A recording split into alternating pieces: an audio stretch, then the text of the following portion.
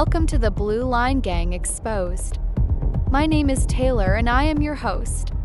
As a former federal and state law enforcement officer, I have personally witnessed the corruption inside of many law enforcement agencies.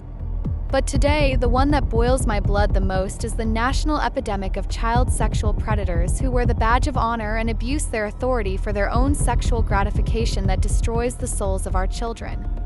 The faces that you are about to see here are not random.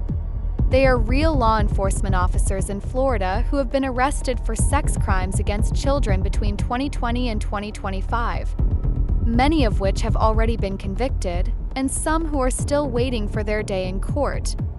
This is the true epidemic inside of the United States. The epidemic that not only affects our nation, it affects our children directly. Starting Monday, September 8th, the Blue Line Gang Exposed will air, each Monday at 7 a.m. to tell the victims' stories of how they were abused by law enforcement officials. We will go state to state to expose the criminals who hide behind the badge. This season 1 is about law enforcement officials who commit sex crimes against children and sex crimes against adults.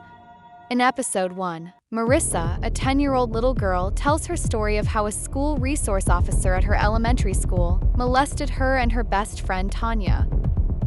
It is time to reform how police officers are assigned to schools. Just as the Boy Scouts and Girl Scouts use the 2-deep leadership rule, which requires 2 adults to be present at all times when interacting with children, schools should follow suit when it comes to law enforcement officers being alone with a student regardless of the child's age or sex. This practice protects children from potential abuse, and it also protects the officers from false accusations. Having more than one officer present strengthens school safety, ensuring immediate backup in the event of a crisis.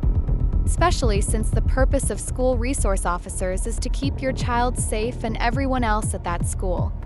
The stories that you will hear are the victims' stories. They are the truths that is hidden from the public. The truths that the media barely gives attention to because it's not some illegal who has committed the crime, it's a crime committed by a member of the Blue Line Gang against the children of America, which happens more often than the foreign gang members do. My question to you, parent to parent, mother to mother, is your child safe? Watch each episode to the end and then ask yourself that same question. When your child tells you something bad happened to them at school, listen calmly, believe them and don't judge them. Most importantly, report it right away. More children are molested by adults they know and trust than they are by strangers. School resource officers are considered both. Somebody they know but don't. Somebody they expect to find protection but sometimes don't. The key to stopping the abuse is simple but not easy. Tell someone.